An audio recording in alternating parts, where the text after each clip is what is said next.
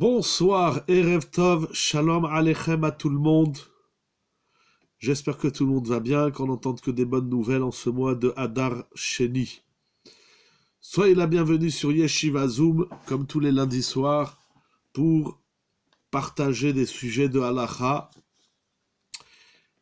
que j'essaye de mettre en parallèle avec la paracha de la semaine. Et cette semaine, nous avons parachat Vayikra. C'est une semaine particulière puisque nous sommes dans l'ambiance de Purim, puisque nous allons lire Parashat Zachor. Le Shabbat qui précède Purim, nous lisons Parashat Zachor. Déjà, on attend Purim depuis 5 semaines, depuis Rosh Chodesh Adar Aleph.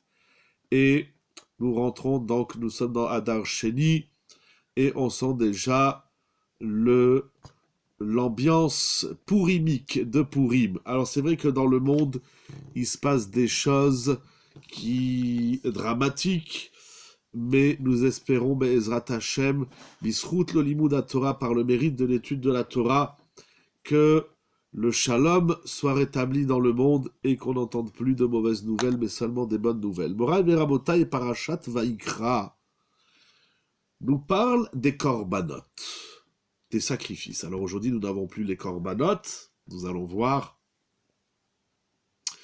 Et les korbanot donc étaient offerts au Mishkan, par la suite au Bet Hamikdash. Donc Vayikra, c'est la suite de Shemot. Dans Shemot, la fin de Shemot, les 5 dernières parashiot du livre de Shemot, nous ont parlé de la construction du Mishkan, du tabernacle, et dans Vayikra, nous allons parler de la mise en œuvre du Mishkan, donc les korbanot. Donc il y a un lien, Vayikra, c'est un nouveau livre, mais qui est la suite de Shemot, comme Bereshit qui est suivi par Shemot, Shemot par Vayikra, toute la Torah forme une entité, le Chumash. Alors, avant de rentrer dans Vayikra, je vais lire avec vous un commentaire très important à la fin de Parashat Pekoudé. Pardon si on peut couper les micros, Toda Rabba, comme ça c'est plus facile pour moi. Alors dans la Parashat de Pekoudé, si on voit bien, nous dit le Baal HaTurim, il y a une formule qui revient plusieurs fois. Cette formule, j'essaie de vous dire la référence. Dans le Baal HaTurim, il dit le Baal HaTurim que le terme Ka'asher tziva Hashem et Moshe, c'est-à-dire que les enfants d'Israël qui ont construit, fabriqué tous les éléments du Mishkan et le Mishkan lui-même, c'est donc écrit dans cette paracha de Pekoudé 18 fois le terme, la formule Ka'asher tziva Hashem et Moshe. Sur chaque chose qu'ils ont faite, c'est écrit dans la Torah que les enfants d'Israël l'ont faite comme Hashem l'a ordonné à Moshe. Il dit le Baal HaTurim, au chapitre 40, verset 21 de la paracha donc de Pekoudé, la dernière paracha du livre de Shemot, c'est 18 fois, c'est pour la raison, il dit Ukenegdam tiknu yutret brachot. Ça veut dire que, c'est écrit 18 fois Ka'asher tziva Hashem et Moshe, alors en parallèle de cette formule qui se répète 18 fois, les Chachamim ont institué les 18 bénédictions de la Hamida. Donc la prière quotidienne que nous faisons tous les jours, Shacharit, Mincha et Arvit, composée de 18 bénédictions, trouve sa source notamment dans la fabrication du Mishkan. Le premier point, ce que je veux travailler avec vous, Be'ezrat Hashem, c'est donc ce rapport, ce lien étroit qu'il y a entre la fabrication du Mishkan et la tefila de tous les jours. Tous les jours, nous prions la Hamida, il y a 18 bénédictions. Par la suite, les Chachamim, au temps de Rabban Gamliel, ils vont rajouter une 19 bénédictions, la Birkat Aminim. Bon, c'est pas le sujet. En tout cas, à la base, il y a 18 brachot, et ces 18 brachot correspondent, sont en parallèle aux 18 étapes, on va dire ainsi, de la construction du Mishkan. Alors, ce qui est très intéressant, d'abord, premièrement, c'est le rapport, le lien qu'il y a entre le Mishkan, la fabrication du Mishkan, et la Tfila. Et deuxième point intéressant, il y a plein de points intéressants dans ce commentaire du Baal HaTurim. Deuxième point intéressant, c'est que la prière, la Tfila, ce n'est pas qu'une lecture d'un texte avec toute sa profondeur, son intensité, mais elle correspond aux 18 étapes de la construction du Mishkan. C'est-à-dire que lorsque nous prions, nous créons quelque chose. Nous ne sommes pas dans du passif ou dans du latent, nous sommes dans quelque chose de constructif. Mais je vais surtout m'arrêter sur l'idée principale ce soir, c'est le rapport qu'il y a entre le Mishkan, la fabrication du Mishkan, et la prière et la tefila. Notre tefila a été constituée sous le même schéma des 18 étapes nécessaires à l'édifice du Mishkan, comme nous le dit le Baal HaTurim. Ensuite vient la paracha de Vaïkra. La paracha de Vaïkra qui va nous parler essentiellement des différents sacrifices. Korban Nedava, Korban Chova, Korban Ola, Korban Shelamim, les Menachot, etc., etc. Tout le long programme des sacrifices animaliers, végétaux, ou également les Nessachim, l'huile, le vin. À Sukkot, nous avons Nisur Amaïm.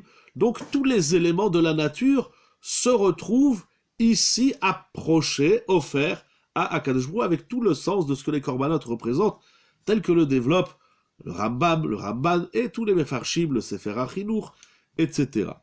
Alors, il y a bien évidemment une question fondamentale dans la paracha de Vaïkra que soulèvent beaucoup de Midrashim et notamment Rabbeinu Yona dans Pirkei Avot. Puisque Shimon HaTzadik disait, ou Aya Omer, le monde tient, il est Omed, le monde dit Ashloshat Varim Haolam Omed. Le monde tient debout sur trois choses.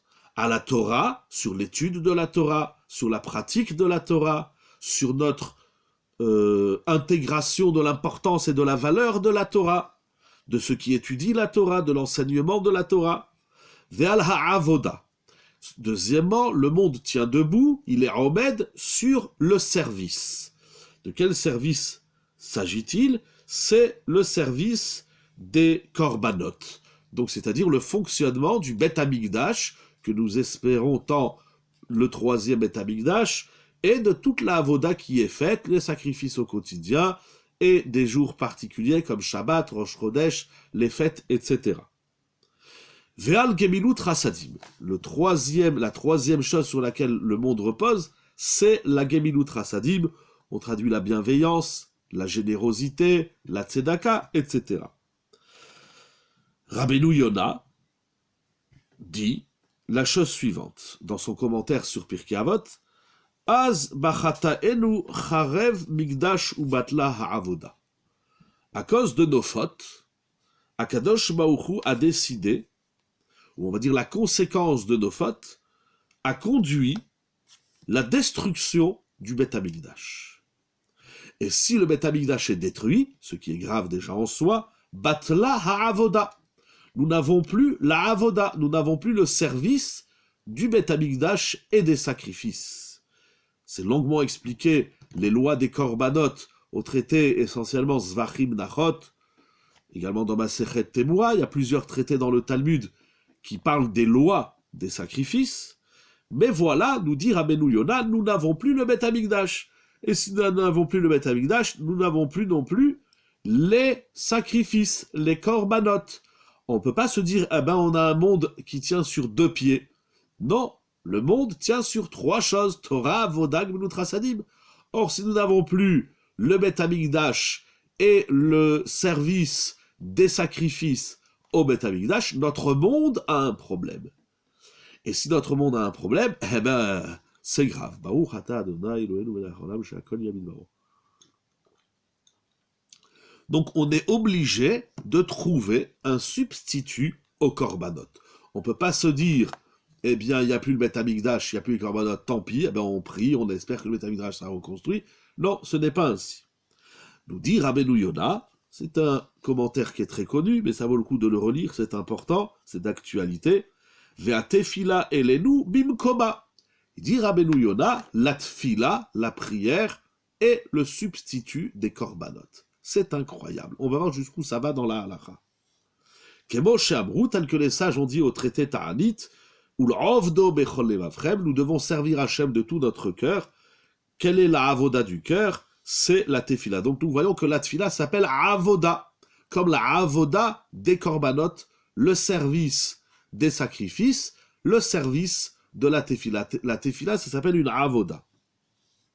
Il va ramener de nombreux textes. C'est pour ça que nous disons Hachem sefata itiftach ufi yagite ilatecha. David Amelech, lorsqu'on ouvre l'Amida, on commence avec ce pasouk qu'a dit le roi David Amelech. C'est parce que David Amelech, il a dit à Kadosh Baruch Hu, j'ai fauté.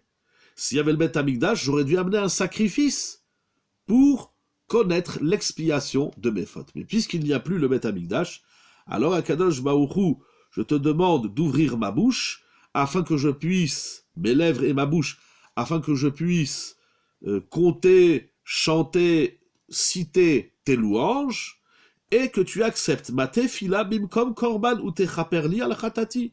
C'est incroyable ce que dit Rabbeinu Yona à travers cet enseignement du Midrash dans Devarim Rabbah, c'est que David Amelech dit à Kadosh Baruch Hu, j'aurais dû amener des sacrifices.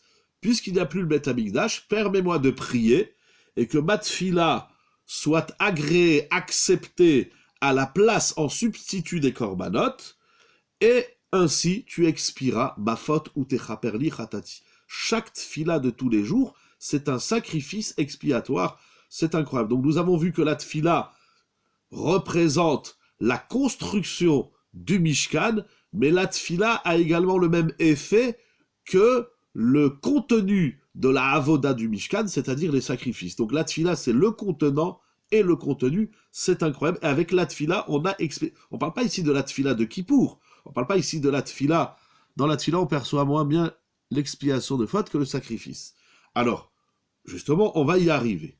On va essayer de répondre à votre question. Dans la tefila, on voit moins l'expiation. D'abord, il faut le savoir. Lorsqu'on sait que la tefila remplace le sacrifice expiatoire, notre tefila sera dorénavant, Be'ezrat Hashem, citée, récitée, priée en tout cas, avec cette intention-là d'obtenir la kapara de nos fautes à travers la tefila. C'est incroyable. La tefila, c'est pas seulement un moment où on s'adresse à Kadosh Baruch Hu pour lui dire nos bakashot, ce qu'on veut, ce qu'on lui demande, toutes nos requêtes. Dans la tefila, il y a un travail qu'on doit faire pour obtenir la kapara de nos avonot. C'est tout simplement incroyable ce qu'écrit Rabbeinu Yona.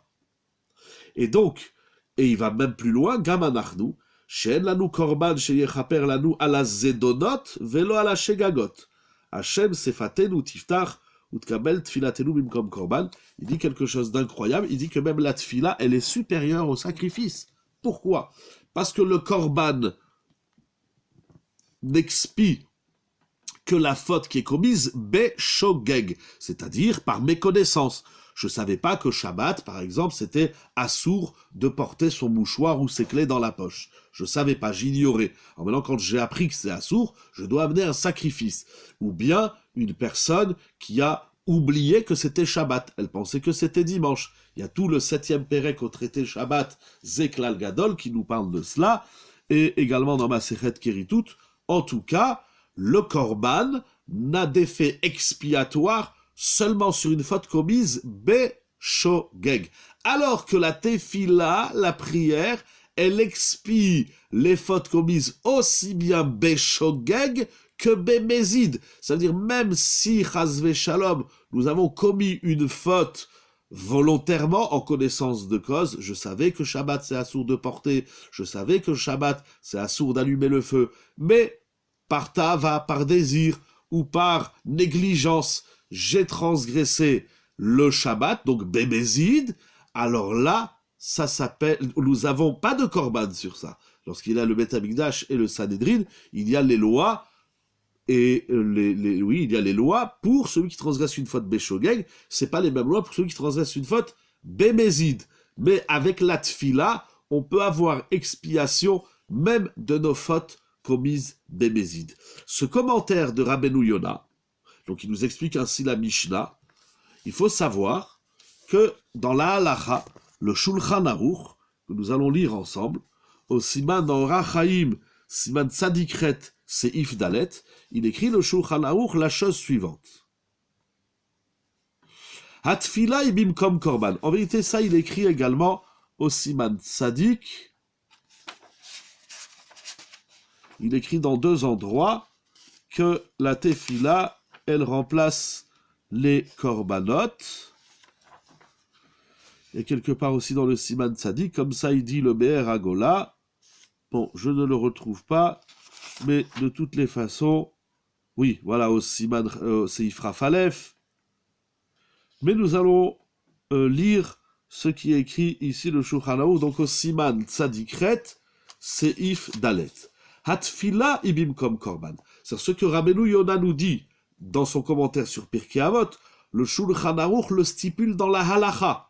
Donc c'est pas qu'une belle idée, le sacrifice, c'est pas que des idées intéressantes et profondes. Ça s'exprime également au niveau pratique, au niveau de la halacha. La tfila remplace les sacrifices. C'est pour cela, donc ce principe-là, qui dit que la tfila est le substitut du korban, on va donc tirer des halachot du korban que nous allons transférer dans la tefila. Il faut que notre prière soit à l'image de nos sacrifices. C'est incroyable.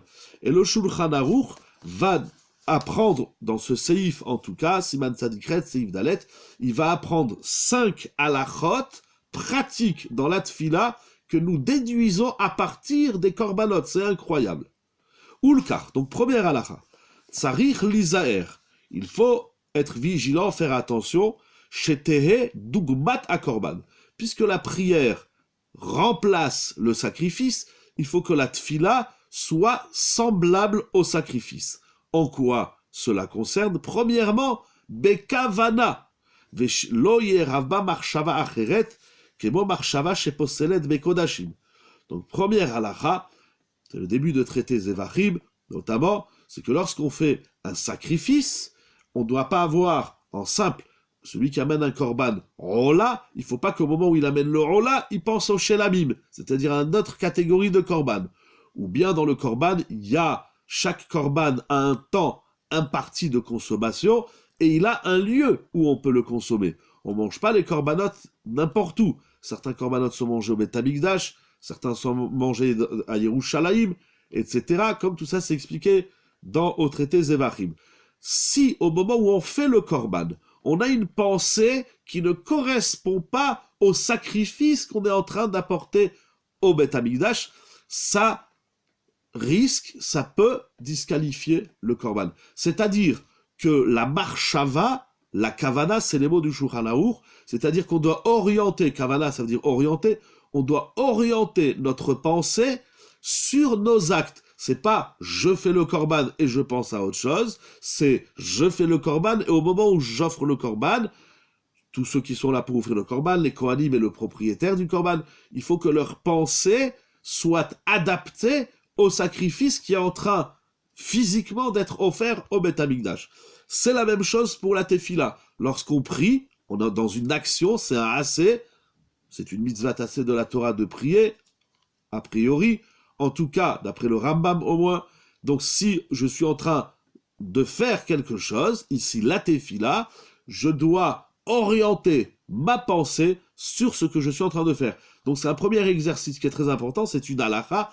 Il faut qu'il y ait une fusion et une correspondance entre ma pensée et mon action. Première halakha que nous apprenons des sacrifices, des korbanot, qui donc, comme on l'a dit, qui est transféré dans les lois de la tefila. Deuxième halakha, hu me'umad dumia de avoda. Les kohanim au Beth Amikdash, il n'y a pas des chaises et des bancs. Les gens ils rentrent à la yeshiva, ils disent cette chaise elle est cassée, cette chaise il n'y a pas assez de mousse. Au Beth Amikdash, on n'est pas dans un salon ou dans un hammam ou dans un sauna ou je ne sais où, au salon d'un hôtel 5 étoiles, au Beth Amikdash, on est devant Akadosh Baruch Hu. Et lorsque les Kohanim y font, et pas seulement les Kohanim, même les Israélim, les Lévi'im, les hommes, les femmes, tout celui qui rentre au Beth Amikdash pour faire ce qu'il a à faire à partir de son korban, il doit être debout. On ne s'assoit pas au Beth Amikdash. Eh bien, la tfila, la Hamida aussi, elle doit être faite debout. Donc la posture de la tfila, nous la prenons depuis les sacrifices. Troisième halacha, nous dit le Shulchan Aruch, ukviyut makom kemo akorbanot, shekol echad kavua mekomo lishritato ou matan damo. Pardon, si vous voulez renvoyer la question, Mechila, je vous attends une petite seconde, le temps qu'elle ressurgisse sur l'écran. Si vous voulez la renvoyer. Donc, une seule tefila n'explique une seule faute, une seule tefila explique-t-elle plusieurs fautes. Non, c'est possible qu'une tefila explique plusieurs fautes. Même de Rabbeinu Yona, il faut revoir exactement le lachon. Ou est-ce que, bon, j'ai déjà fermé le livre, mais de Rabbeinu Yona, il dit la tefila, c'est mechaper les fautes. Il dit pas au singulier. Une bonne tefila peut expier. Alors, c'est vrai, j'entends ta question parce qu'un korban sur chaque faute, mais c'est une bonne question, mais sinon ça fait partie, encore une fois, peut-être de la supériorité de la tefila par rapport au korban. Rabbeinu Yona ne rentre pas dans ça, il le dit même au pluriel, la prière expie les fautes. Mais je retiens la question dans l'absolu. Dans chaque korban, donc troisième halacha, c'est ce qu'on appelle le makom. Chaque sacrifice doit être offert, on lui fait la shrita à un endroit précis, comme certains lisent tous les matins, Ezeu mekoman shel zevachim. Avant de dire Odou, on a un chapitre du traité Zevachim qui nous indique l'emplacement de chaque korban. Il y a ceux qui sont sacrifiés au nord du Beth Amikdash, du temple, Ezeu mekoman shel zevachim, sheritatan batsafon, les kiboul daman michle sharet, etc. Donc il y a le lieu de la shrita, c'est pas les Kohanim, ils font ce qu'ils veulent n'importe où au Beth Amikdash. Il y a aussi le traité Tamid et le traité Midot qui nous parlent de la structure et de l'ordre dans lequel les Kohanim y faisaient la avoda. Donc on ne fait pas la shrita n'importe où, il y a un makom qui est défini.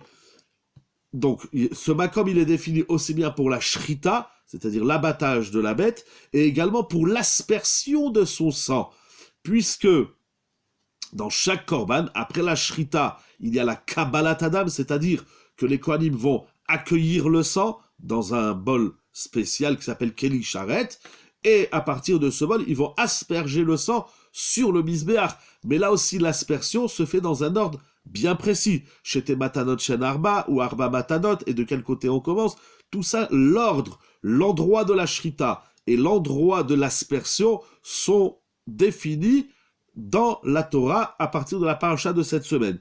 Donc puisque le korban il a un makom, la tfila aussi doit avoir un makom. Pris une fois à droite, une fois à gauche, une fois dans un endroit, une fois ailleurs, c'est pas super. Il faut être covéa makom. Et le korban sont des actions et des pensées très différentes.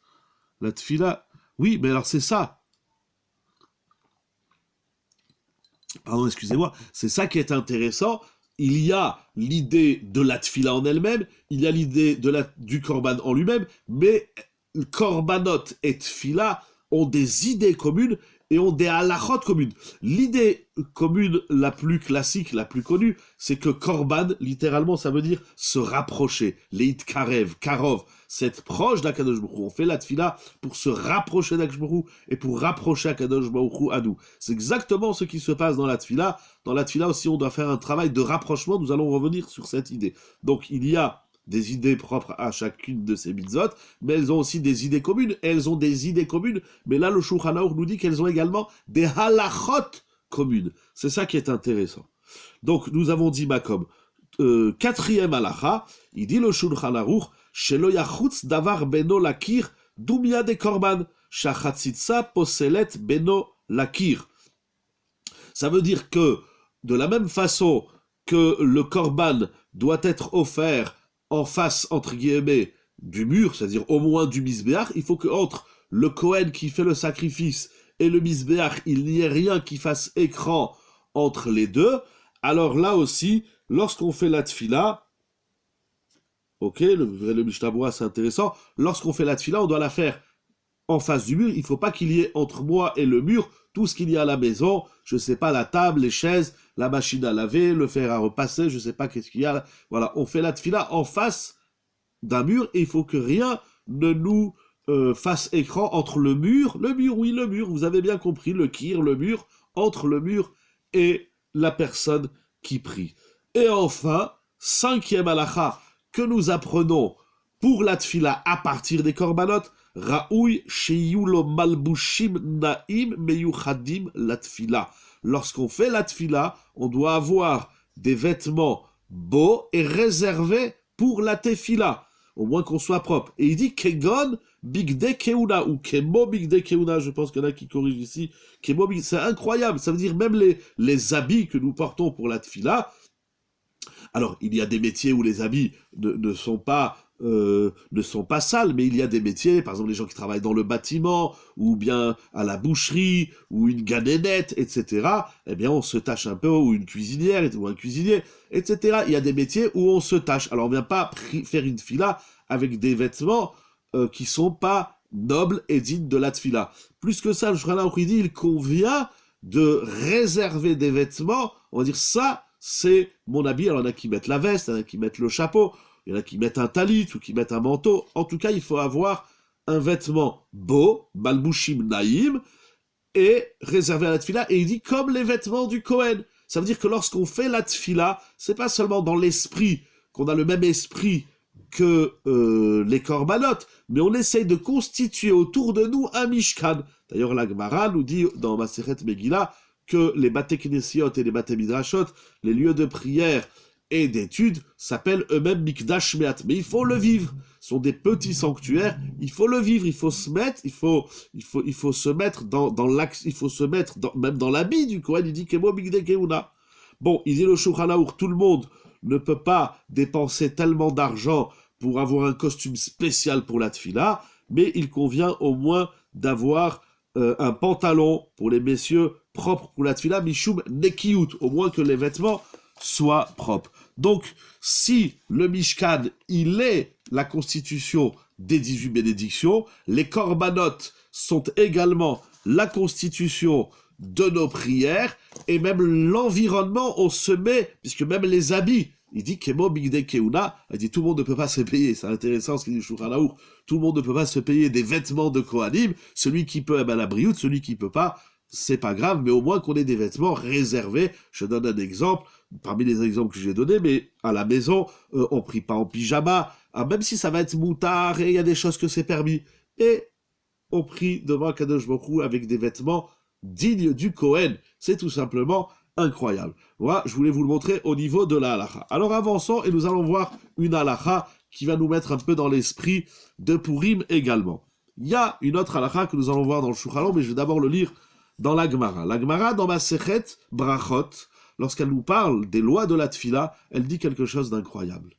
Pour moi, c'est vraiment la base de la tfila. Je vais lire avec vous. En om tanu rabanan, en omdim leitpalel lo mitoch atzvut. C'est incroyable cette Gemara. On ne prie pas lorsqu'on est dans un état de tristesse, de mélancolie. Des fois on est rama, on n'est pas bien, on a des problèmes, la personne elle a des soucis. Celui qui est atzouv, celui qui est triste, n'a pas le droit de prier. Incroyable. Velo mitoch atzlut. On ne prie pas avec paresse. Bon, allez, il faut faire mincha. Allez, je vais faire mincha. Non, lorsqu'on va faire une tfila, il faut se présenter la tfila avec un élan, avec une dynamique. Velo mitoch srok. On ne prie pas également si juste avant de prier, on s'est tapé une rigolade ou des moments un peu de légèreté. Non, lorsqu'on vient devant la tfila, c'est sérieux. Mitor koved rosh, comme elle dit la Mishnah. Velo mitor sicha. De même, il y en a qui passent l'après-midi à parler des bêtises, et après, il dit, oulala, vite, c'est mincha. Non, avant de prier, on se met encore une fois en condition. Velo mitor kalut rosh, velo mitor dvarim betelim, et là, mitor simcha shel mitzvah. C'est incroyable, pourtant, souvent la tfila efface le souci. Mais c'est ça qui est très fort. La tfila, c'est sûr qu'elle efface le souci. Mais on ne prie pas avec le souci, comment on va dire, on ne prie pas lorsqu'on est pris du souci. C'est incroyable parce que toute la tfila, lorsque l'homme, chas v'shalom, on prie pour des malades, on prie pour la paix dans le monde, qu'il n'y ait pas de guerre, etc., etc. Mais lorsqu'on prie, il faut être dans un état de simcha shel mitzvah. C'est incroyable. Alors, et c'est cet état de simcha shel mitzvah qu'on va traduire tout de suite, nous allons voir les rishonim, lorsqu'on prie, lorsque notre tfila émane de notre état de simcha shel mitzvah, alors c'est là où elle va avoir tout son effet expiatoire, son effet de nettoyer nos soucis, cet effet de liberté, de Géoula, etc., etc. Mais pour que la tfila efface nos soucis, pour que la tfila ait cet effet de ce que j'appelle de nettoyage de l'être, en tout cas, la tfila ne fonctionne que si, lorsqu'on prie, on est dans un état simchatique de mitzvah. Qu'est-ce que ça veut dire prier mitor simcha shel mitzvah? Alors nous allons voir tout de suite, mais avant de voir le sens de cette Gemara, il faut savoir que ça aussi, c'est ramené dans le Shulchan Aruch, Siman Tzadeh Gimel, c'est Yvbet. Lo ya'amod leitpalel ela be'ema ve'achna, lo mitor ve'lo mitor ka'as. Le Shulchan Aruch, il rajoute aussi, quand on est en colère, on ne prie pas. Des fois, on n'est pas bien, on est en colère, on s'est pris la tête avec quelqu'un, ou on s'est mis en colère contre je sais pas quoi, contre la vie ou je sais pas qui ou quoi. On est en colère. Eh bien, on ne prie pas. D'abord, on s'apaise. D'abord, on retrouve l'apaisement de l'être. Menuchat hanefesh. Et après, on prie. Et l'habitor simcha. Alors, dans l'Agma, s'écrit simcha shel mitzvah. Le Shulchan Aruch ne ramène que le terme simcha, mais de toute façon, il va expliquer comme Rashi, que nous allons voir tout de suite ce que dit Rashi et les Rishonim. C'est incroyable. Quand on n'est pas bien, on ne prie pas. Il faut être bien avant de prier. C'est incroyable ce qui est écrit ici. Les gens, ils pleurent, c'est bien, c'est important, c'est pas bien, Anilo Yodéa. Mais si tu es triste, si tu es atzouv, si t'es pas bien, si tu peux pas prier. Il faut être bien avant de prier. C'est incroyable. Pourtant, comme vous dites, c'est la tfila qui efface nos soucis. Pardon, excusez-moi. On n'est pas bien, on prie, on est bien. Mais si vous regardez bien, vous allez voir que bien souvent, quand on n'est pas bien, après la tfila, on n'est pas spécialement mieux, et alors on dit, je comprends pas, ma tfila, elle n'a pas marché. Mais c'est normal, si dans ta tfila, si tu as mis de la hatzvout, si au lieu de mettre de l'essence dans la voiture, tu mets de l'eau, la voiture, elle va pas rouler. Et bien la même chose, si dans la tfila, tu mets de la tristesse, de la mélancolie, tu mets pas de la simra, la tfila ne peut pas marcher. C'est incroyable ce qui est écrit ici, Moraï Rabotai. Qu'est-ce que ça veut dire prier avec simra? Les Rishonim, nous allons voir Rashi, Tosfot, nous disent, et après nous verrons d'autres commentaires, d'après Rashi et d'après Tosfot, d'abord, cette simra qui doit être ressentie au moment de la tfila, c'est au moment de la Hamida. Qu'est-ce qu'on va faire? D'ailleurs, Talmidei Rabbeinu Yona, dans Masechet Brachot, nous disent les fichach, כשרואה שהוא עומד בעניין שלא יוכל לכוון, מותר לו לשמוח, etc. Les Talmidei Rabbeinu Yona disent que ça veut dire qu'avant la tfila, il faut que je m'interroge. Je suis dans quel état là? Je suis bien, je suis pas bien, je suis en colère, je suis énervé, j'ai des soucis. Alors non, attends, avant de prier, attends. Des fois, ne serait-ce que d'attendre, c'est écrit dans les Mefarshim, ce qu'on appelle la shehiya de la tfila. La Gemara dit, si c'est pas, praf, on prie, on se met en condition. Des fois, le temps d'attendre, comme il dit Ravolbé, ne serait-ce que 2 minutes. J'ai envie de dire aujourd'hui, ne serait-ce qu'1 minute avant de prier. Déjà, on s'apaise, on retrouve une certaine menoucha, on se calme de nos colères, on oublie un petit peu nos soucis, on se dit, là, je vais prier, on prend conscience de ce qu'on va faire. Ravolbé, il dit, dans Aleshur Elegmet, celui qui fait ça, sa tfila, elle est une autre dimension. Avant de prier, c'est pas on prend le livre, allez vite, c'est Mincha, vite c'est Shacharit, vite les gens ils courent, le matin il faut amener les enfants à l'école, il faut aller travailler, Mincha c'est en plein milieu d'après-midi, entre 2 clients, vite on est crevé. C'est pas comme ça qu'on fait la tfila. La tfila, pour qu'elle marche, il faut qu'avant de prier, on prenne 2 minutes, Ravol Beidi, et pour qu'on prenne conscience de qu'est-ce qu'on va faire. Et si on prend ces 2 minutes, la tfila, elle a une autre dimension. Durant ces 2 minutes, on va se détendre, se calmer, c'est comme un échauffement, exactement. C'est comme un diesel. Quand tu rentres la clé, tu attends un instant, sinon le moteur il va pas rouler.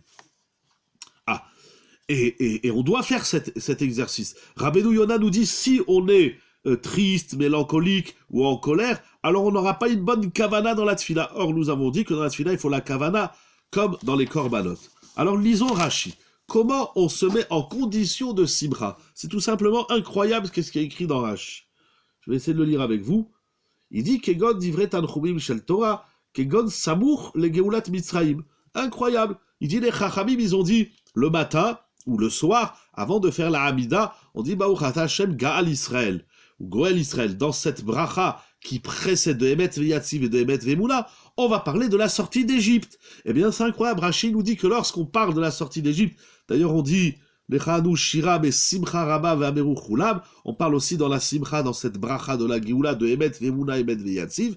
Rashi nous dit celui qui lit Bekavana, qui comprend, déjà il faut comprendre les mots, bien évidemment, mais ce texte a été écrit, constitué par les Chachamim et doit être dit juste avant la Hamida, et c'est ce texte de Gaal Israël, Goal Israël, qui va nous mettre en état de Simcha. C'est incroyable. C'est-à-dire, t'es pas bien, tu lis Emet Veyatziv, Emet Vemouna, Emet Veyatziv, Nachon Kavé Hashem, etc., Ezra Tataou Hashem, etc., Baruch Hashem Gaal Israël, tu es en mode Simcha. Là, tu peux faire la Hamida. C'est incroyable.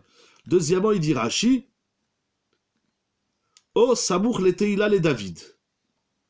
Ou alors à Mincha, avant de faire Mincha, on dit Ashrei. Eh bien, l'enjeu de Ashrei, notamment, il y a plein de sens dans la tfila de Ashrei, dans ce mizmor de David Ameler, mais la tfila de Ashrei, Teila les David, Ashrei le Vetera, Yochasela, etc., Teila les David, Aromimcha Hashem, eh bien, ce psaume-là, il contient des propos, vous verrez les mots de Rashi sont très très très puissants, il contient des propos qui vont nous mettre en état de simcha. Alors si Ashrei tu le bac, tu risques pas de ressentir la simcha au moment de la Hamida. Alors quels sont c'est incroyable, d'une profondeur, ce texte de Rashi c'est vraiment magnifique. Quels sont les passages de Ashrei Shvevetera qui nous mettent en mode simcha? Il dit Rashi Kegon Retson Yereav Yaaseh. On dit dans Ashrei Shvevetera, Akadosh Baruch Hu réalise la volonté, le ratson yereav, de ceux qui le craignent. Celui qui a de la yira, de la crainte d'Hachem, alors Akadosh Baruch Hu, il réalise sa volonté. Ça doit nous mettre en simcha. Après, quand tu fais la Hamida, tu vas demander à Akadosh Baruch Hu tout ce que tu vas lui demander, eh bien, puisque tu as dit Retson yereav yaaseh, tu es en mode simcha. Puisque tu es en mode simcha, tu peux lui demander à Akadosh Baruch Hu, il va faire tout ce que tu veux. C'est incroyable ce qui est écrit ici. Je sais pas, les gens ils cherchent des ségoulottes, j'en ai marre, je suis fatigué que les gens ils inventent des ségoulottes. Encore ce soir, on a reçu un coup de fil avec mon épouse, il y avait un mode simcha dans le korban.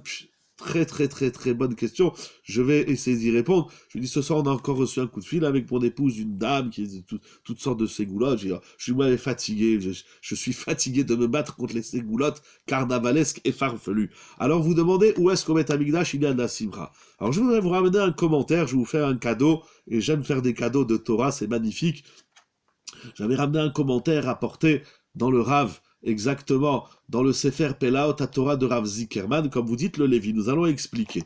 Il faut savoir qu'une personne, nous avons parlé du korban expiatoire, une personne qui a fait une faute, elle n'est pas très bien, elle est mélancolique, elle s'en veut, elle a des remords. On lui dit amène un korban, mais pour que le korban y marche, tu crois que tu viens avec ta gueule de bois ou ta gueule de je sais pas quoi, tu crois que je va expier tes fautes? Pas du tout. Rav Zickerman, j'ai oublié au nom de qui il ramène, mais il dit que, on avait fait un shiur à la yeshiva, effectivement, il ramène que c'est pour ça qu'au Beth Amikdash, il y avait l'orchestre philharmonique des Lévi'im. Les Lévi'im, ils jouaient différents instruments de musique, comme c'est décrit dans Masechet Souka, notamment, et dans d'autres endroits dans le Talmud, et ils chantaient les Teilim. Les Teilim, j'ai déjà dit, ça se pleure, je sais pas, moi j'aime pas les gens qui pleurent. Les Teilim, ça se chante. Les Teilim, ça se vit avec cette profondeur qui nous fait vibrer et qui nous met dans un état simratique. Pleure avant les Teilim, mais une fois que tu as lu les Teilim, tu dois sourire. En tout cas, au Beth Amikdash, il rapporte Rav Zickerman, dans Pelaot Torah, quelque chose d'extraordinaire. Cet orchestre-là, au Beth Amikdash des Lévi'im, qui leur avoda, leur service, c'était de chanter et de jouer de la musique avec différents instruments de musique. C'était pour mettre les Kohanim et surtout la personne qui amène son sacrifice expiatoire pour la mettre dans un état de simra. Alors oui, je répondrai à votre question, les korbanot étaient apportés au Beth Amikdash avec simcha. S'il n'y a pas de simcha, il ne peut pas y avoir de korban. S'il n'y a pas de simcha, il ne peut pas y avoir de tfila. Je continue Rashi.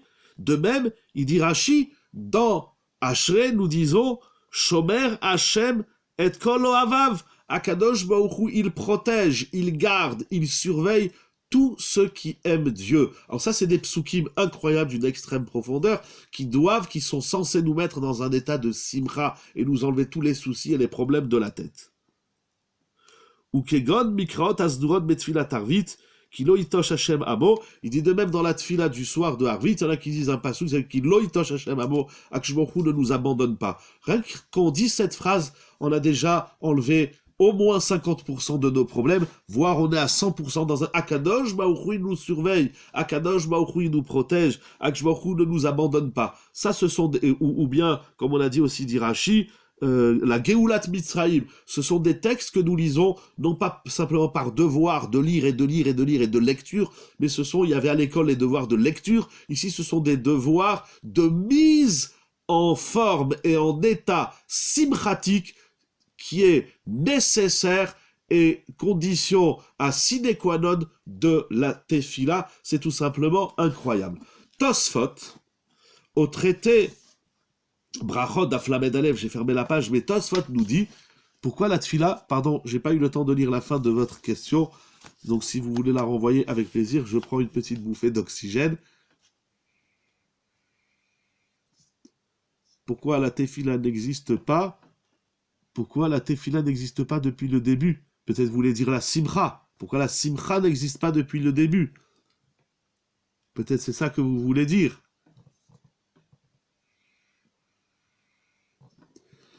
La tefila, elle commence à Modéani. Alors, ça veut dire, si votre question c'est par rapport à la simcha, alors j'ai pas très bien compris votre question. Pourquoi la tefila ne commence pas depuis le début? J'ai pas compris votre question. La tefila, elle commence au début. On commence pas la tefila au milieu. J'ai pas bien compris votre question, excusez-moi, Mechila. Si vous voulez la reformuler, je continue, et si elle apparaît, je vais essayer de garder les yeux sur l'écran. Pourquoi faut-il un korban? Pourquoi elle n'existe pas au début? Pardon, j'avais pas compris votre question. Donc pourquoi il faut un korban? Alors ça, il faut rentrer, on n'a pas beaucoup de temps, le temps avance, j'ai encore des chidushim à dire, aussi un peu sur Purim, on va essayer de lier tout ça à Purim, mais ça, il faut comprendre, il faut voir les Rishonim, il y a des textes entiers, je disais tout à l'heure, dans les Rishonim et dans les Midrash Chazal qui expliquent. Il faut savoir d'abord que même au temps du Beth Amikdash, il priait. La tefila, c'est pas quelque chose qui a été innové dans l'histoire. Même les premiers hommes de l'histoire de la Torah, Avraham, Yitzhak, Yaakov, ils ont prié, ils ont institué les tefilot. La tefila, elle a toujours existé. Mais le korban, il a un travail, comme je disais tout à l'heure, on approche tous les éléments de la nature, donc animal, végétal, on amène au Beth Amikdash. On a étudié ce soir, cet après-midi, avec quelques avrichim, un texte dans le Maral, on a développé l'idée notamment que lorsque on vient au Beth Amikdash, devant Akadosh Baruch Hu, on apporte toutes nos énergies, même les plus matérielles, les plus physiques, les plus basses, et tout ça, on l'oriente vers Akadosh Baruch Hu, donc l'animal, le végétal, etc. Il y a un sens dans le korban. Tout ce que vous allez dire dans le korban, il existe, il a un sens. On a tout le livre de Vaikra, Tsav, Shemini, etc., Haremot, Kedoshim, qui vont nous parler des korbanot. Le monde repose sur les korbanot, nous l'avons dit, donc c'est important de comprendre. Je ne sais pas si vous avez le livre de Rav Munk sur la voie de la Torah, sur le Chumash, il ramène beaucoup d'idées des Rishonim, il y a beaucoup à dire sur les korbanot, mais en tout cas, tout ce que vous allez découvrir dans les sacrifices. Et ce qui est intéressant, Vité, dans votre question, c'est qu'aujourd'hui, on n'est pas sensible à ça. Aujourd'hui, ça ne nous passerait pas par la tête de prendre un pigeon et de l'offrir à Dieu. C'est pas quelque chose auquel on est sensible. Donc, c'est difficile. Mais les idées existent et on se doit d'étudier les korbanot au niveau de la halacha et au niveau, j'ai envie de dire, conceptuel, le concept du korban. Et toutes ces idées que vous allez rencontrer cette semaine, à partir de cette semaine, dans Parashat Vaikra, dans tous les livres que vous avez, tous les Mefarshim, eh bien, il va falloir traduire ces concepts du sacrifice en halakha de tefila. C'est tout simplement incroyable.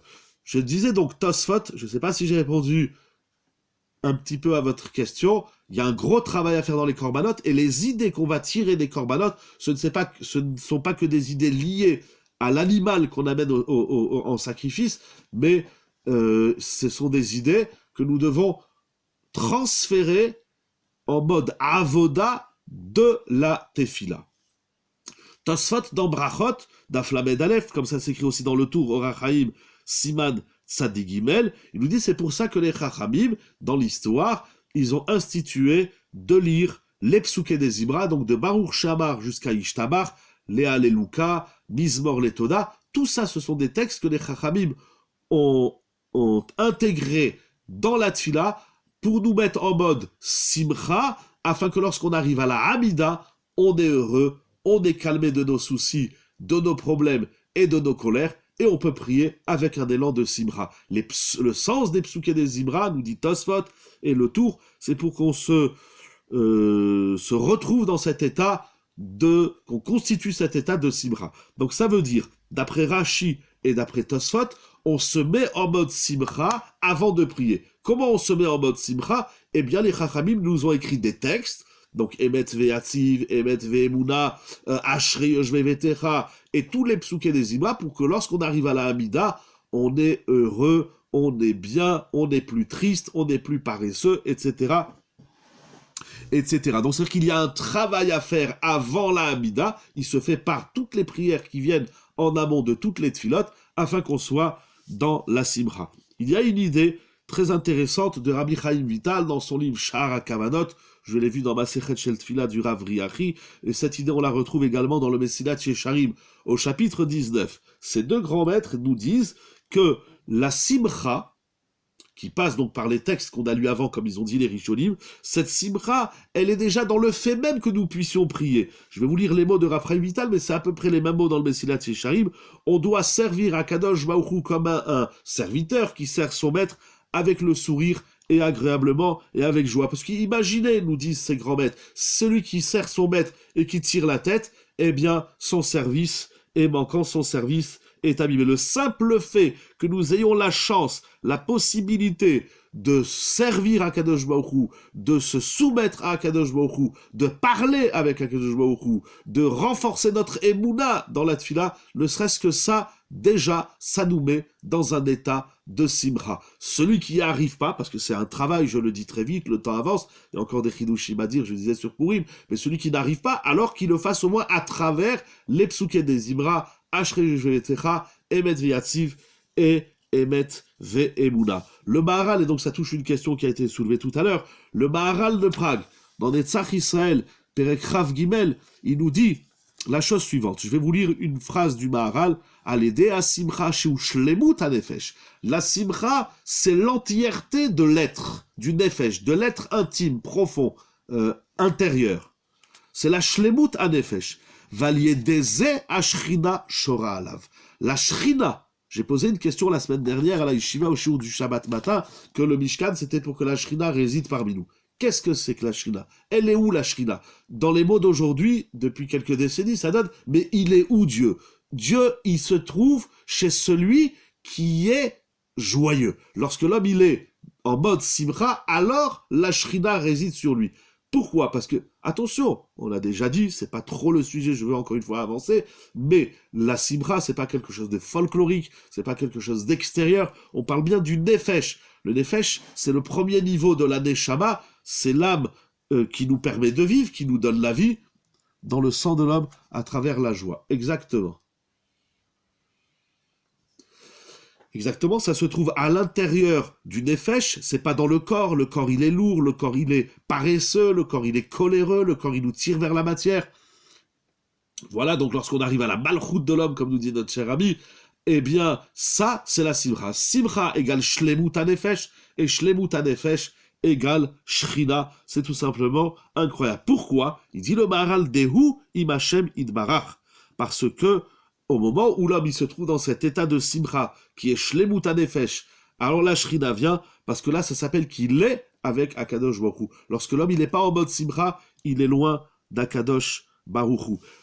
Une phrase encore de Rabbi Chaim Vital, il dit la chose suivante, Kim'at, chez Ikar, Hama'ala ve'ashlemut ve'asagat ruach hakodesh. Donc c'est une idée similaire de celle du Maharal. Il dit l'essentiel, le plus haut niveau que l'homme peut atteindre, le niveau de la shlemut, de la perfection, de l'entièreté de l'être, il lui manque rien, et de la perception du ruach hakodesh, c'est le premier niveau de la prophétie, dépend de la simcha que nous ressentons lorsque nous prions ou lorsque nous faisons toutes les mitzvot que nous avons à faire. Je voudrais enfin terminer avec Purim. Pourquoi? D'abord parce que Purim, c'est un moment... le livre est là. Parce que Purim, c'est la fête de la Simcha. Il faut faire attention. C'est écrit dans tous les poskim de la halacha. Purim, c'est pas un jour où on éclate notre neshama. C'est un jour de Simcha profonde. C'est un jour où on peut atteindre des niveaux exceptionnels. Tout le monde connaît l'explication qui est ramenée dans tous les Sfarim que Kippour est inférieur à Purim. Qu'est Purim? Le jour de Kippour, c'est qu'est Purim, c'est comme Purim. Purim, c'est au-dessus de tout. C'est au-dessus de tout. Voilà. Purim, on peut atteindre des choses, des niveaux extraordinaires. Dans la joie, parce qu'on est dans la joie. C'est un jour où on doit être saméach. On doit tellement être heureux et saméach qu'on va transmettre cette simra. C'est pour ça qu'on partage les dons aux pauvres, matanot laevionim. C'est pour ça qu'on va faire des cadeaux aux amis, mishloach manot. C'est pour ça qu'on va faire une serouda, un repas. Purim, il faut constituer un univers simratique de simra. Donc Purim, c'est la simra. Les matanot laevionim, les dons aux pauvres, comme les mishloach manot, comme le mishté, c'est la simra. Yemé mishté vesimra, comme c'est écrit dans la Megillat Esther. Purim, c'est un jour, ce sont des jours de festin et de simcha. Mais il y a quelque chose d'intéressant dans cette fête de Purim, comme tout ce qui est intéressant déjà dans la Torah, mais Purim, il n'y a pas un point qui n'est pas intéressant et extraordinaire. La Gemara, au traité Megillah, Daf Dalet Amud Aleph, elle dit la chose suivante. Chayav Adam likrot et ha-Megillah balayla, veleshanota bayom. Le chesed rend joyeux. Le chesed rend joyeux celui qui le reçoit et celui qui le donne. Regardez cette Gemara d'une profondeur incroyable. Et c'est de la halacha. Tout homme a l'obligation d'écouter la Megillah le soir de Purim et le lendemain matin. Il faut, a priori, attendre la sortie de la nuit, c'est-à-dire la fin du jeûne de Ta'anit Esther pour écouter la Megillah. Et la Megillah en journée, il faut l'écouter entre le lever du soleil, a priori, et le coucher du soleil. Voilà. On a l'obligation d'écouter la Megillah une fois le soir, à la fin de Ta'anit Esther, donc on va rentrer déjà dans le 14 Adar, si on est là où on est, ou le 15 Adar, si on est à Yerushalayim ou dans d'autres villes en Eretz Israël. Donc le 14 au soir et au matin, pardon, le 13 au soir, qui est donc la nuit du 14, et le 14 Adar au matin, il faut écouter la Megillah une deuxième fois. Chayav Adam likrot et Megillah balayla veleshanota bayom. Celui qui ne peut pas venir au premier minyan, alors c'est pour ça que dans la nuit de Purim, il y a plein de minyanim, il y en a qui lisent la Megillah plusieurs fois, et on trouve des choules où la Megillah, elle est lue. Très bien. Pourquoi il faut lire la Megillah deux fois? Par exemple, Pessah. Combien de fois on lit la Haggadah? Une fois. On la lit le soir du Seder. En Chutz Laaretz, on l'a fait deux fois parce qu'on ne sait pas si on est le 14 Nissan ou si on est le 15 Nissan. Mais où on a vu qu'une chose, on la répète deux fois. Pourquoi il faut répéter deux fois la Tfila? Pardon, la Megillat Esther. Vous avez fini de manger. Combien de fois vous faites Birkat Hamazon? Une fois. Pourquoi la Megillah, il faut la lire deux fois? Et la Gemara, elle ramène un pasouk dans Tehilim. Quelque chose d'incroyable. Vous allez voir une dimension dans la Megillah. Si vous le saviez, c'est extraordinaire. Si vous ne le saviez pas, alors vous allez entendre un chidouche surpuissant. Regardez ce qu'elle dit, la Gemara. C'est écrit, il a dit le roi David, dans les Psaumes, chapitre 22, Halacha, Pasouk Gimel. Donc, Psaume 22, verset 3. Si vous avez un Tehilim, regardez sous les yeux. Elokai ekra yomam velo ta'ane, velaila velo tumiali. David Amelech, il a dit, Akadosh Baruch, je t'appelle en journée. Et même si tu me réponds pas, je continue à t'appeler la nuit. Velo tumiali, et je resterai pas silencieux. Je ne m'arrêterai pas de prier nuit et jour jusqu'à ce que tu m'amènes la Yeshua. Regardez ce psaume 22, il est tout simplement incroyable. Je voudrais juste vérifier quelque chose, parce que si je crois... Attendez, je ne vais pas dire de bêtises, mais le psaume 22, oui, c'est le psaume d'ailleurs. J'en ai fait une petite vidéo sur ma chaîne YouTube. Vous allez voir là-bas, on a Baruch Hashem arrivé déjà au 22e psaume de Tehilim, un tout petit peu commenté. Pourquoi on commence la nuit? Très bonne question. Très bonne question. Un petit instant. Donc vous allez voir que ce pasouk écra, donc j'ai dit pasouk Gimel, Elokim ekra yomam velo ta'ane, velaila velo dumiali. Non, en fait, j'ai pas de réponse. Pardon, c'est une très bonne question. Pourquoi on commence la nuit? Surtout que là, David Ameller, il dit le jour et la nuit. Nous, on fait la nuit et le jour. Mais mettre, c'est une bonne question. Bon, je sais pas. Il faut revoir les commentaires. Très bonne question. Chazak ou Baruch. Vous avez gagné un carreau de chocolat. Très bonne question. Ce psaume 22, nous disent les Rishonim, L'Amnatseach al Ayelet HaShachar Mizmor le David. La Gemara, elle dit que Ayelet HaShachar, c'est Esther Amalka. Et c'est d'ailleurs le psaume que nous lisons à Purim. Et donc, dans le psaume 22 que nous lisons à Purim, David Ameller, il dit, je prie le jour, je prie la nuit. Bon, la nuit et le jour, il y a votre question importante. Là, tout de suite, comme ça, j'ai pas de réponse, surtout que je vois le minuteur qui avance à grands pas. Donc, dans ce pasouk, dans ce psaume, qui est le psaume de Purim, David Ameller dit « Je prie le jour et la nuit ». C'est incroyable.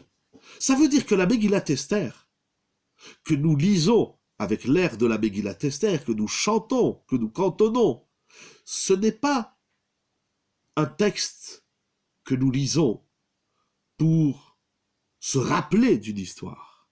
La Gemara est en train de nous dire que la Megillat Esther, c'est une tfila. Au moment où on lit la Megillat Esther, on est en train d'appeler Akadosh Baruch Hu. Et Akadosh Baruch Hu l'appelle le jour comme de nuit, tout le temps. Akadosh Baruch Hu, c'est 24 heures. Il faut plus dire la lecture de la Megillah. Il faut dire l'appel ou, je dirais, la prière de la Megillah. La Megillat Esther, c'est une tefila. C'est tout simplement incroyable. Il faut approfondir cela. Il y a dans le texte même de la Megillat Esther plusieurs versets qui nous disent que le clan Israël, en ces temps-ci, ils ont prié. Déjà, c'est écrit l'air Kedah set kol Yehudim. Lorsque Mordechai et Esther, ils s'interrogent de savoir qu'est-ce qu'on fait du décret de Haman. Alors ils vont dire, va rassembler les bénis d'Israël. Pourquoi on va se rassembler? Pour faire quoi? Pour aller dans la rue et faire des manifestations? Ça sert absolument à rien de faire des manifestations ou des grèves. Dans la Torah, c'est des choses qui n'existent même pas. Dans la Torah, quand on se réunit, c'est pour prier. De même, il est dit que lorsque Mordechai, il a entendu le décret de Haman, c'est écrit Vaïzak, Zeaka, Gedola, Umara. Il a crié un grand cri, grand et amer. Dans la Torah, le terme Zeaka, c'est un des 10 termes qui détermine la tefila, la prière, comme c'est écrit Vaïzaku el Hashem batsar lahem. Le clan Israël, il prie. Et regardez, je voudrais terminer avec vous, avec un midrash extraordinaire, commenté par, ou on va dire raconté plutôt, par Rav Shlomo Brevde, qui est rapporté, si je vous vois, c'est Rav Shlomo Brevde, je ne vais pas dire de bêtises, qui est rapporté, oui, dans Doresh Tov, sur la Megillat Esther, à la page Kouf. Il ramène du Midrash Rabbah Esther Rabbah. Nous allons terminer avec ce Midrash extraordinaire. Le Midrash dit, après que Haman a préparé la potence, parce qu'il a eu le projet avec son épouse Zeresh de pendre Mordechai, donc il prépare la potence, il va rendre visite à Mordechai. Incroyable. Dans les mots de Ravolbé, Haman va rendre visite à son sacrifice. Il pense qu'il va sacrifier Mordechai. Quand il va le voir, la veille de la date prévue de la pendaison de Mordechai. Il veut voir qu'est-ce que Mordechai y fait la veille de sa mise à mort. Alors, Haman, dans les rues de Shushan, il demande où est-ce qu'on peut trouver Mordechai. Et bien évidemment, Moraï Verabotaï, où est-ce qu'il se trouve Mordechai?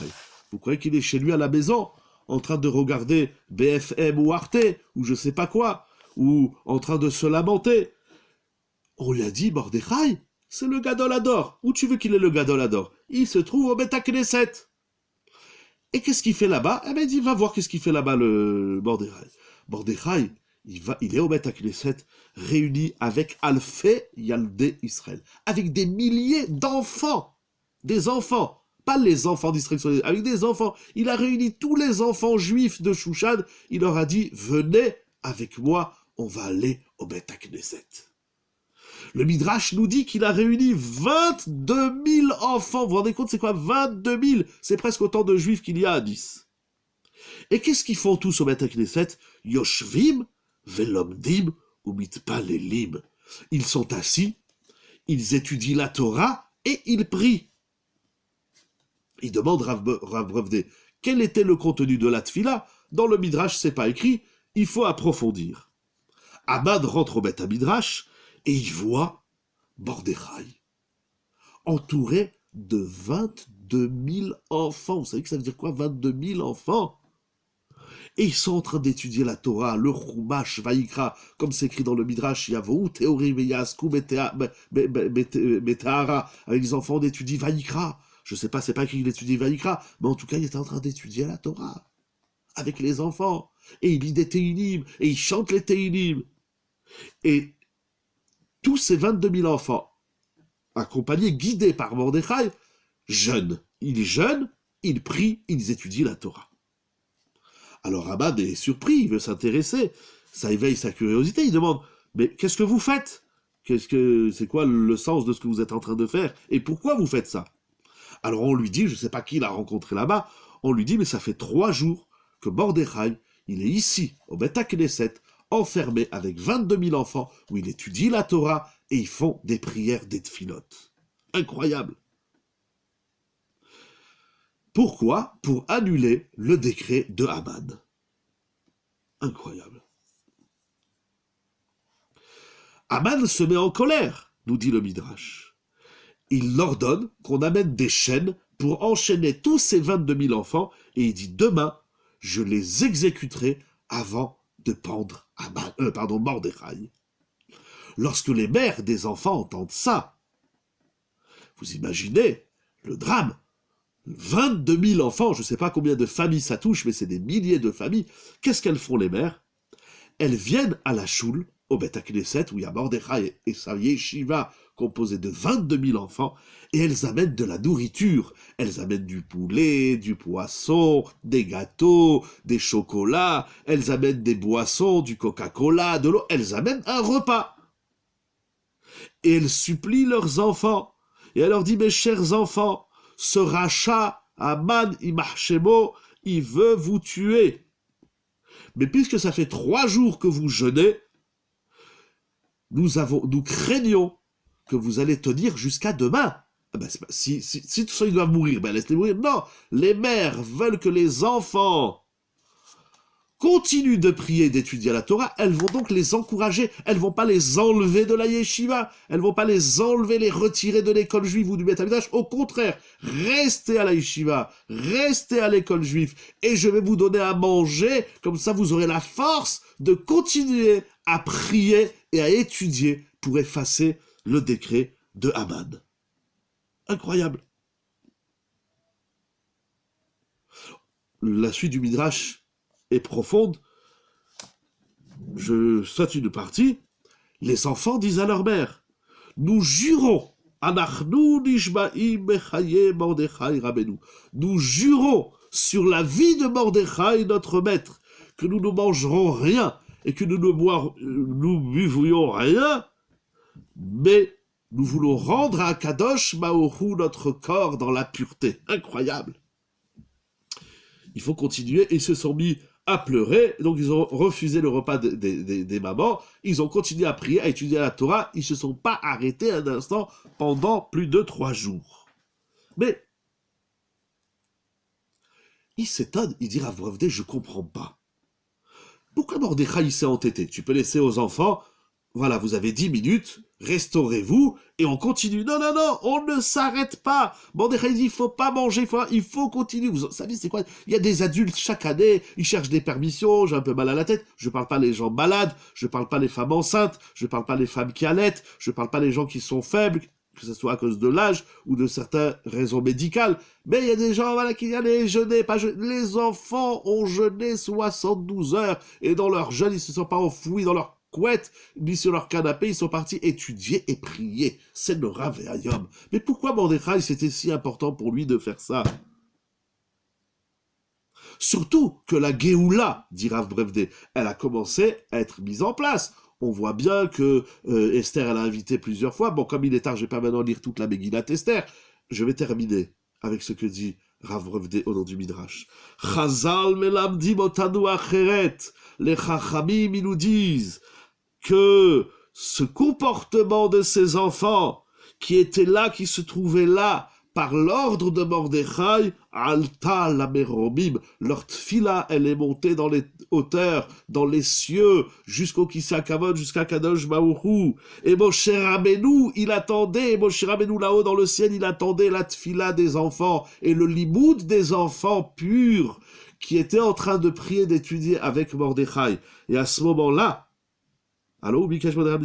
parce que le Midrash raconte que Mordechai, il a imploré les Avot et les Tzadikim, et Moshe Rabbeinu, il a dit à Mordechai, fais ce que tu peux faire, et alors j'interviendrai auprès d'Akadosh Baruchu. Et Mordechai, il a réuni ses 22 000 enfants pour étudier la Torah, et pour prier à Akadosh Baruchu. Il dit, maintenant que tu as fait ce que tu as à faire, alors je peux aller chez Akadosh Baruchu.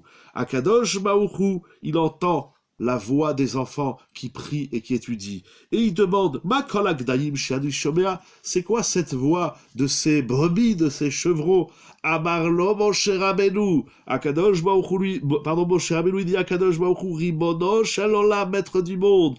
Ce ne sont pas les cris d'un bétail, mais ce sont les enfants de notre peuple qui se trouvent déjà depuis 3 jours dans leur jeûne, dans la tfila, dans le limouda Torah, et ce rachat, cet impie de Haman, il veut les exterminer. Beotacha, à ce moment-là, Akadosh Baruchu, il s'est levé du siège de la justice divine et il s'est assis les Kisei Rachamim. Il y a plein de textes où nous voyons que à Purim, il y en a qui vont expliquer comme ça de nombreux psukim dans Purim, dans la Megillat Esther. Purim, c'est un moment de tfila fort, plutôt que Chasve Chalila, il y a encore des korbanot, il y a encore des gens qui tombent, lo allélu, que plus personne ne tombe, mais que nous puissions approcher Akadosh Baruch Hu en cette période de Purim, et encore plus la semaine prochaine, Ta'anit Esther, le jour du jeûne, et le jour de Purim, il y a des gens qui font pas mincha, il y a des gens qui font pas arvit, il y a des gens qui sont au milieu du mishté, ils font n'importe quoi, il y a des gens qui viennent même pas le matin, ni le soir, c'est dramatique, c'est dommage.